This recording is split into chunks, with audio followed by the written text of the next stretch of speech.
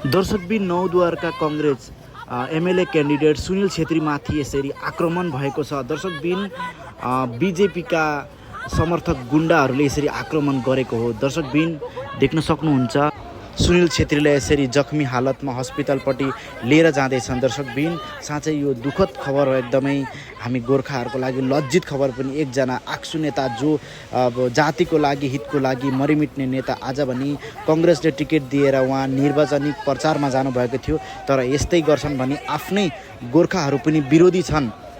दर्शकबिन उहाँलाई आफ्नो प्रचार गर्न दिनु, किन यसरी कुटपिट गर्नु? अगर यसरी गर्छन् भनी साँच्चै नै यो सम्पूर्ण गोर्खालाई कुटपिट गरेको हो।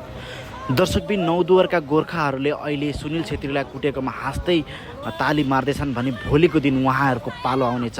किनभने गोर्खाहरू कुनै जग्गा सेफ छैनन्, कहिले त नेपाली भनाइ हुन्छ त कहिले यसरी कुटपिट गराइ हुन्छ। र दर्शकबिन आज यस्तो सुनिल छेत्रीमाथि आक्रमण भएको खबरले साँच्चै सम्पूर्ण गोर्खा जगतलाई नै एउटा निराश पारेको छ।